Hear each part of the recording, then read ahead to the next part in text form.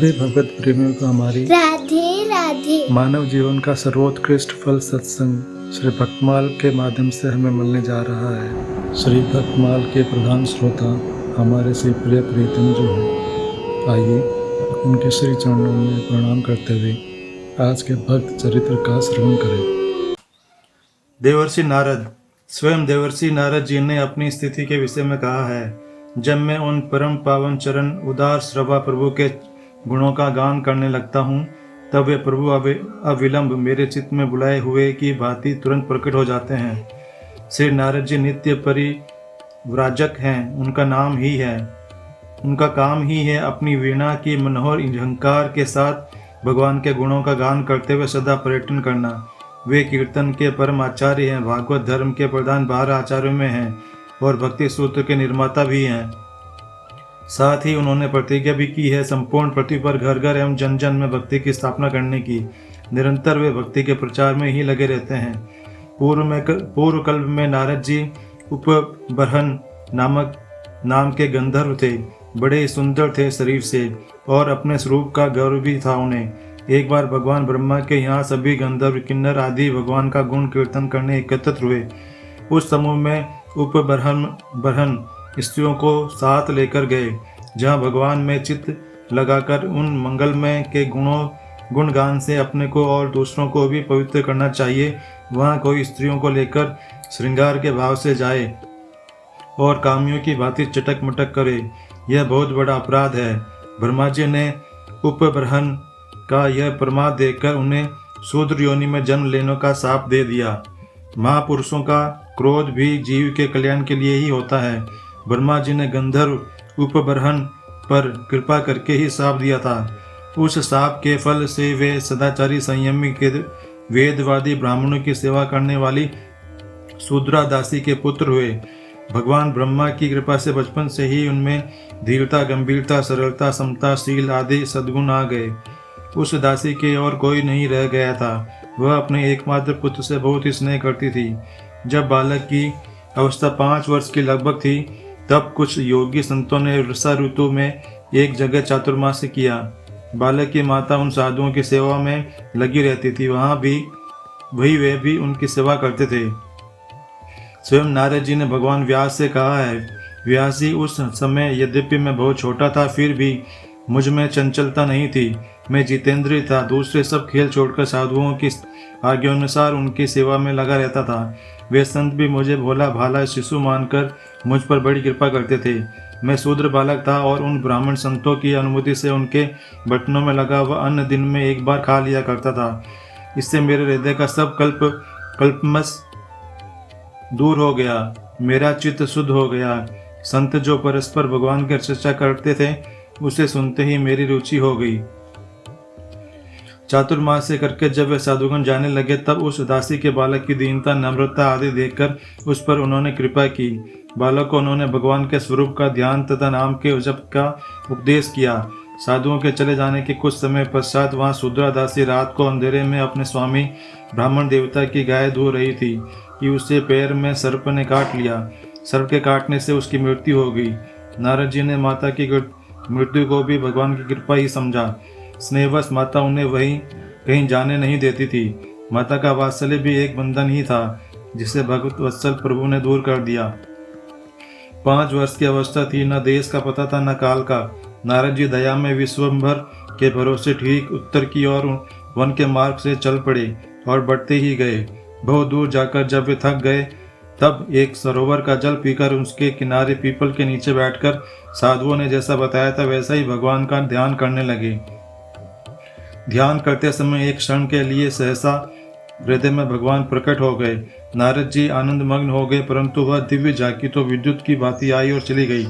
अत्यंत व्याकुल हो बार बार नारद जी उसी झांकी को पुनः पाने का प्रयत्न करने लगे। बालों को बहुत ही व्याकुल होते देख आकाशवाणी ने आश्वासन देते हुए बतलाया, इस जन्म में तुम मुझे देख नहीं सकते। जिनका चित्त पूर्णतः निर्मल नहीं है, वे मेरे दर्शन के अधिकारी नहीं। यह एक झांकी मैंने तुम्हें कृपा करके इसलिए दिखलाई कि इसके दर्शन से तुम्हारा चित्त मुझ में लग जाए। नारद जी ने वहाँ भूमि में मस्तक रखकर दया में प्रभु के प्रति प्रणाम किया और वे भगवान का गुण गाते हुए पृथ्वी पर घूमने लगे। समय आने पर उनका वह शरीर छूट गया। उस कल्प में उनका फिर जन्म नहीं हुआ। कल्पांत में वे ब्रह्मा जी में प्रविष्ट हो गए और सृष्टि के प्रारंभ में ब्रह्मा जी के मन से प्रकट हुए। वे भगवान के मन के अवतार हैं। दया में भक्त वत्सल प्रभु जो कुछ करना चाहते हैं देवर्षि के द्वारा वैसे ही चेष्टा होती है। प्रहलाद जी जब माता के गर्भ में थे तभी गर्भस्थ बालक को लक्ष्य करके देवर्षि ने उन दैत्य साम्राज्य को उपदेश दिया था। देवर्षि की कृपा से प्रहलाद जी को यह उपदेश भूला नहीं। इसी ज्ञान के कारण प्रहलाद जी में इतना दृढ़ भगवत विश्वास हुआ। इसी प्रकार ध्रुव जब सौतेली माता के वचनों से रूठकर वन में तप करने जा रहे थे तब मार्ग में उन्हें नारद जी मिले। नारद जी ने ध्रुव को मंत्र देकर उपासना की पद्धति बतलाई। प्रजापति दक्ष के हर्यश्व नामक 10 सहस्त्रपुत्र पिता की आज्ञा से सृष्टि विस्तार के लिए तप कर रहे थे। देवर्षि ने देखा कि ये शुद्ध हृदय बालक तो भगवत प्राप्ति के अधिकारी हैं, अतः उन्हें उपदेश देकर नारद जी ने सबको विरक्त बना दिया। दक्ष इस समाचार से बहुत दुखी हुए। उन्होंने दूसरी बार एक सहस्त्रपुत्र उत्पन्न किए। ये सबलाश्व नामक दक्ष पुत्र भी तप में लगे और इन्हें भी कृपा करके देवर्षि ने भगवत मार्ग पर अग्रसर कर दिया। प्रजापति दक्ष को जब यह समाचार मिला तब वे अत्यंत क्रोधित हुए। उन्होंने देवर्षि को शाप दिया कि तुम 2 घड़ी से अधिक कहीं ठहर नहीं सकोगे। नारद जी ने शाप को सहर्ष स्वीकार कर लिया। उन्हें इसमें तनिक भी क्षोभ नहीं हुआ क्योंकि वे तो इसे अपने आराध्य प्रभु की इच्छा समझकर संतुष्ट हो रहे थे। देवर्षि नारद जी वेदांत, योग, ज्योतिष, वैद्यक, संगीत, शास्त्रादि अनेक विद्याओं के आचार्य हैं और भक्ति के तो मुख्य आचार्य हैं। उनका पांचरात्र भागवत मार्ग का मुख्य ग्रंथ है। देवर्षि ने कितने लोगों पर कब कैसी कृपा की है इसकी गणना कोई नहीं कर सकता। वे कृपा की ही मूर्ति हैं। जीवों पर कृपा करने के लिए वे निरंतर त्रिलोकी में घूमते रहते हैं। उनका एक ही व्रत है कि जो भी मिल जाए उसे चाहे जैसे हो भगवान के सिर चरणों तक पहुंचा दिया जाए। जो जैसा अधिकारी होता है उसे वे वैसा मार्ग बतलाते हैं। प्रहलाद तथा ध्रुव को उनके अनुसार और हिरण्यकशिपु तथा कंस को उनके अनुसार मार्ग उन्होंने बतलाया। उनका उद्देश्य रहता है कि जीव जल्दी से जल्दी भगवान को प्राप्त करे।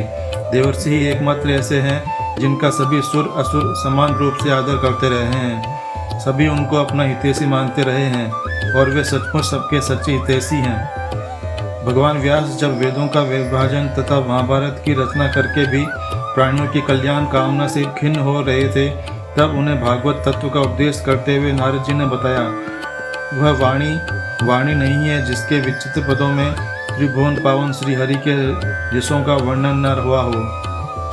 वह कौओं का तीर्थ है जहाँ मान सरोवर विहारी सुशिक्षित हंस क्रीड़ा नहीं करते, अर्थात जैसे घृणित विष्ठा पर चोंच मारने वाले कौओं के समान मलिन विषयानुरागी कामी मनुष्यों का मन उस वाणी में रमता है, वैसा मान सरोवर में विहरण करने वाले राजहंसों के समान परमहंस भागवतों का मन उसमें कभी नहीं रमता।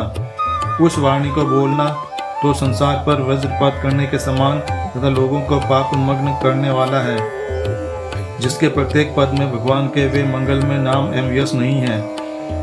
जिनको साधुजन सुनते हैं, गाते हैं और वर्णन करते हैं। भगवान की भक्ति भावना से शून्य निर्मल निरंजन कर्म ज्ञान भी शोभा नहीं देता, फिर वह सदा अल्प अकल्याणकारी कर्म तो कैसे शोभा दे सकता है जो निष्काम भाव से भगवान को समर्पित नहीं कर दिया गया है।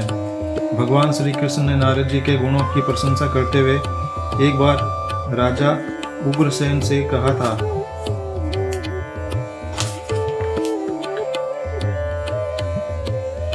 मैं देवराज इंद्र द्वारा किए गए स्रोत से दिव्य दृष्टि संपन्न श्री नारद जी की सदा स्तुति करता हूँ।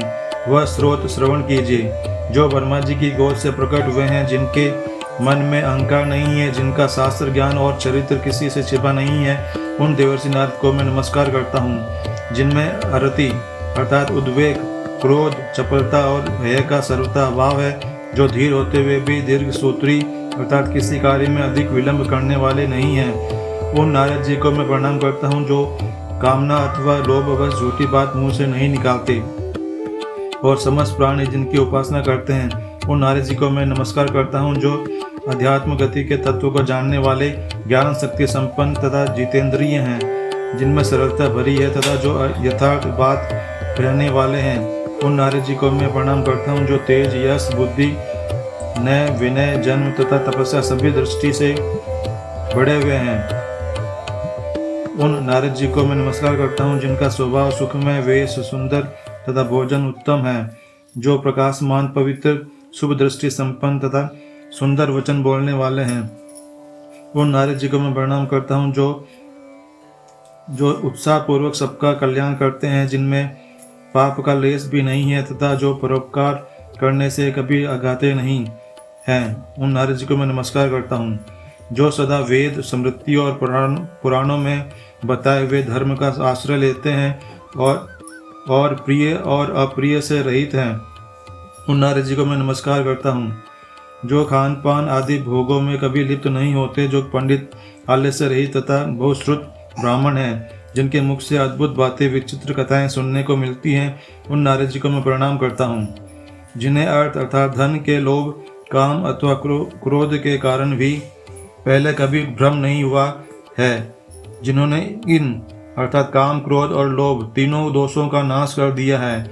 उन नारद जी को मैं प्रणाम करता हूँ जिनके अंतःकरण से सम्मोहन रूप दोष दूर हो गया है, जो कल्याण में भगवान और भागवत धर्म में दृढ़ भक्ति रखते हैं, जिनकी नीति बहुत उत्तम है तथा जो संकोचित स्वभाव के हैं। इन नारद जी को मैं प्रणाम करता हूँ जो समस्त संगों से अनासक्त हैं तथापि सब में आसक्त हुए से दिखाई देते हैं, जिनके मन में किसी संशय के लिए स्थान नहीं है, जो बड़े अच्छे वक्ता हैं। उन नारद जी को मैं नमस्कार करता हूँ जो किसी भी शास्त्र में दोष दृष्टि नहीं करते, तपस्या का अनुष्ठान ही जिनका जीवन है, जिनका समय कभी भगवत अचिंतन के बिना व्यर्थ नहीं जाता, जो अपने मन को सदा वश में रखते हैं। उन श्री नारद जी को मैं प्रणाम करता हूँ जिन्होंने तप के लिए श्रम किया है, जिनकी बुद्धि पवित्र एवं वश में है, जो समाधि में से कभी तृप्त नहीं होते, अपने प्रयत्न में सदा सावधान रहने वाले। इन नारद जी को मैं नमस्कार करता हूँ जो अर्थ लाभ होने से हर्ष नहीं मानते और लाभ न होने पर मन में क्लेश का अनुभव नहीं करते, जिनकी बुद्धि स्थिर तथा आत्मा अनासक्त है। उन नारद जी को मैं नमस्कार करता हूँ जो सर्वगुण संपन्न, दक्ष, पवित्र, कातरता रहित, कालज्ञ और नीतिज्ञ हैं। उन देवर्षि नारद को मैं भजता हूँ। नारद जी के इस स्रोत का मैं नित्य जप करता हूँ, इससे वे मुनि श्रेष्ठ मुझ पर अधिक प्रेम रखते हैं। दूसरा कोई भी यदि पवित्र होकर प्रतिदिन इस स्तुति का पाठ करता है तो देवर्षि नारद बहुत शीघ्र उस पर अपना अतिशय कृपा प्रसाद प्रकट करते हैं। राजन, आप भी नारद जी के इन गुणों को सुनकर प्रतिदिन इस पवित्र स्रोत का जप करें, इससे वे मुनि आप पर बहुत प्रसन्न होंगे। देवर्षि नारद जी का स्तवन करके भगवान कई रहस्यों को खोलते हैं। प्रथम, भक्तों में कैसे आदर्श गुण होने चाहिए। द्वितीय, भक्तों के गुणों का स्मरण करने से मनुष्य उनका प्रतिपादन होता है और उसमें भी वे गुण आते हैं। तृतीय, भक्त के गुण स्मरण से अंतःकरण पवित्र होता है। चतुर्थ, भक्त की इतनी महिमा है कि स्वयं भगवान भी उनकी स्तुति भक्ति करते हैं। और पंचम, भक्त की स्मृति तथा गुण चर्चा से जगत का मंगल होता है, क्योंकि भक्तों के गुणों को धारण करने से ही जगत के अमंगलों का नाश तथा मंगलों की प्राप्ति होती है। गुणों का धारण स्मरण कथा चर्चा के बिना होता नहीं। ऐसे परम पुण्य जीवन देवर्षि के चरणों में हमारे अनंत प्रणाम। आज के हमारे भक्त चरित्र का वर्णन इतना ही। कल हम एक नए भक्त चरित्र के साथ श्री प्रिया प्रीतम जी के समक्ष प्रस्तुत होंगे। आपको हमारी राधे राधे।